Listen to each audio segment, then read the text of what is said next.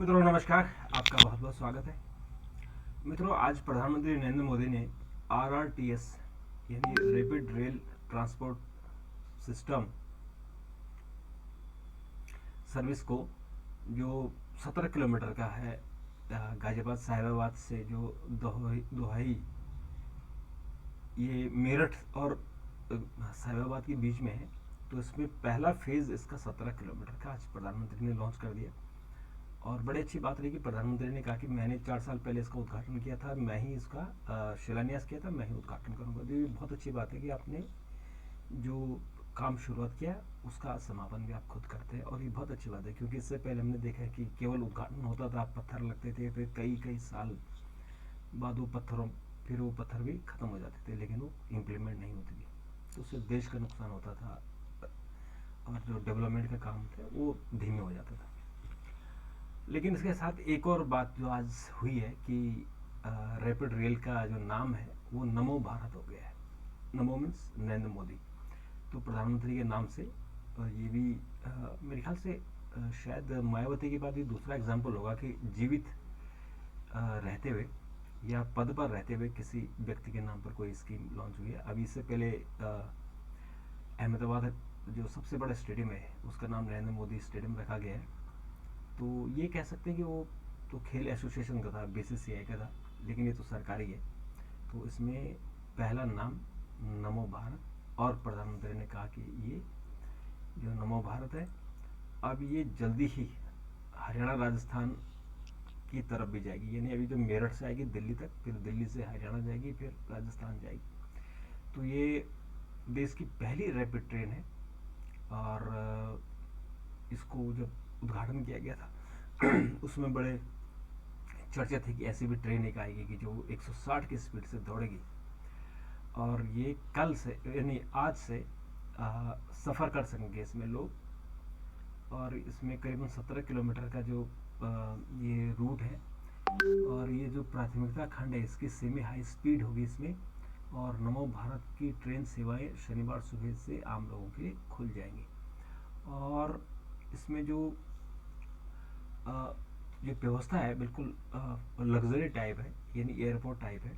लेकिन उधर जो क्राउड है वो उसको कितना दिन साफ सुथरा रख पाएगा, ये भी एक चुनौती होगी। क्योंकि उस तरफ से जो जिस स्ट्रेच पर इसको लगाया गया है वो बेसिकली ग्रामीण लोग हैं, और वहाँ कोई इंडस्ट्री भी नहीं है कि जो वहाँ की जेंट्री अलग टाइप हो। तो ये लोकल लोगों के लिए है। तो वो कितने दिनों तक वो साफ सुथरा रह पाएगी, ये भी एक बहुत बड़ी चुनौती होगी। तो मित्रों, इसके अलावा निठारी कांड का जो दोषी मोनिंदर सिंह पंढेर आज जेल से रिहा हो गया। 19 मासूम बच्चों की कत्ल का इन पर इल्ज़ाम था। 2 मामलों में इनको फांसी की सज़ा हो गई थी, लेकिन इलाहाबाद हाई कोर्ट ने इनको बाइज्जत बरी कर दिया, सारे केस ख़त्म कर दिए। और उल्टा CBI की ठुकाई की है कोर्ट ने, और कहा कि CBI ने अपना काम बखूबी नहीं निभाया। तो यूनिक केस है ये। तो सुरेंद्र कोहली अभी जेल में नहीं, जेल से रिहा नहीं होगा, क्योंकि वो एक मामले में आजीवन कारावास की सज़ा भुगत रहा है।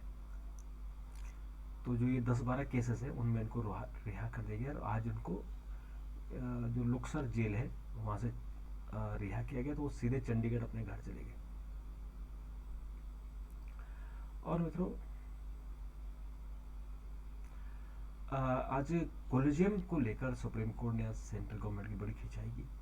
और बहुत दिनों से मामले हैं जो जज बनाने के मामले केंद्र सरकार के पास हैं, वो लंबित पड़े हुए। तो आज सुप्रीम कोर्ट ने कहा कि उनको बाहर निकालो, और जो अपने ठंडे बस्ते में डाले हुए उसको बाहर निकालो, आज कोर्ट ने कहा। और कोर्ट ने ये भी कहा कि फिर हमें इस पर एक्शन लेना होगा। तो 11 फाइलें हैं जो टोटल है, जो 5 दोहराए गए नाम हैं, 5 नए नाम हैं, और स्थानांतरित करीबन 11 फाइलें जो केंद्र सरकार के पास हैं। और इसमें केंद्र सरकार ने समय मांगा है। उन्होंने कहा कि हमें थोड़ी सी मोहलत दीजिए, ताकि हम जो फाइलें सुप्रीम कोर्ट ने जो कोलिजियम की रिकमेंडेशन की थी उस पर हम डिसीजन ले सकें। मित्रों, एनसीआर से जुड़ी एक बड़ी खबर है कि एनसीआर में, दिल्ली एनसीआर में सिर्फ इलेक्ट्रॉनिक सीएनजी और BS6 बसें ही चलेंगी। बाकी बसें 1 नवंबर 2023 से बंद हो जाएंगी। यानी पोल्यूशन के कारण, जो एयर पोल्यूशन है, यहाँ दम घुट रहा है। तो यहाँ, लेकिन ये तो बहुत कम है। डीजल की बसों से सिर्फ, इससे कुछ नहीं होने वाला। जो यहाँ मेन प्रॉब्लम है वो जो पराली जलाने की है, तो वो पराली पंजाब में जलती है, यहाँ नहीं आती है। केजरीवाल पहले हल्ला मचाते थे, लेकिन जब से उनकी सरकार बनी है तो ऐसा लगता है कि ये पराली का जो इशू था वो भी ख़त्म हो गया। अब वो उसको रोकेंगे भी नहीं। तो ये जो एयर क्वालिटी मैनेजमेंट कमीशन है, उसने इस बारे में ये डिसीजन दिया है। और मित्रों, इसके अलावा जो कुछ और खबरें हैं कि चुनाव चल रहे हैं 5 राज्यों के। आज राहुल गांधी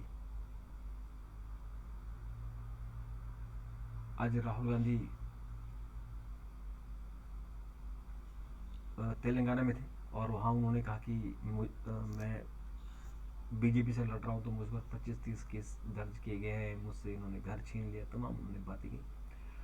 तो उसको जो वहाँ के लोग हैं, तेलंगाना के लोग हैं, उन्होंने उनको बड़ा पसंद किया।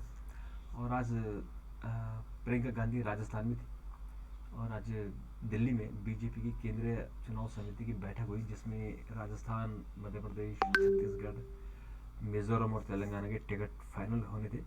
तो मीटिंग देर तक चल रही थी क्योंकि प्रधानमंत्री वहीं थे, और देर शाम तक उस पर अभी बीजेपी की तरफ से कोई अभी लिस्ट का नहीं आया कि कितना आज उन्होंने कितने लोग किए होंगे, लेकिन ये करना पड़ेगा क्योंकि अब जो नॉमिनेशन की डेट है वो नज़दीक आ गई है। और इसके अलावा मित्रों, इसके अलावा जो सुबह से एक बड़ी चर्चा है कि जो महुआ मोइत्रा है, टीएमसी की सांसद है, उन्होंने पैसा लेकर प्रश्न किए थे, और जो दर्शन हैं, उनसे इन्होंने पैसा लेकर सवाल पूछे थे। ये आरोप लगाया है बीजेपी की जो सांसद है निशिकांत दुबे, और उन्होंने एक चिट्ठी लिखी थी लोकसभा अध्यक्ष को कि इसकी जांच होनी चाहिए। तो आज निशिकांत दुबे ने कमेटी के सामने, एथिक कमेटी के सामने अपने विचार उन्होंने रखे और अपनी बातें उन्होंने रखी, और अब महुआ मोइत्रा को बुलाए जाना है। तो महुआ ने आज एक प्रेस रिलीज भी इशू की थी और कहा था कि सब ये झूठ है और ये फंसाया जा रहा है। और फिर उन्होंने कहा कि जब भी मुझे बुलाया जाएगा एथिक्स कमेटी में, तो इनको जब भी बुलाया जाएगा तो ये जाने को तैयार है। तो जो वकील जिन्होंने केस दर्ज किया है वो जय अनंत देहादराई है, इनको 26 तारीख को बुलाया है। और अब विध्वंसक युद्ध पोत जो इम्फाल नाम से है, वो नौसेना में शामिल किया गया है। आज मुंबई में इसका जलावतरण हुआ। और इसके अलावा मित्रों, गगनयान की उल्टी गिनती शुरू हो गई है। आज गगनयान को एक्सपेरिमेंट के तौर पे, यानी परीक्षण के लिए छोड़ा जाएगा, और 2025 में उसे अंतरिक्ष में स्थापित कर दिया जाएगा। और मित्रों, इसके अलावा दिल्ली में आज एक ऑस्ट्रेलिया और पाकिस्तान के बीच में वर्ल्ड कप का मैच हुआ। बहुत ज़बरदस्त मैच हुआ, और इस मैच में आज ऑस्ट्रेलिया, क्योंकि ऑस्ट्रेलिया की भी इज्जत दांव पर लगी थी, तो ऑस्ट्रेलिया ने 367 रन बनाए, हाईएस्ट स्कोर है इनका, और उसमें 2 लोगों की सेंचुरी थी।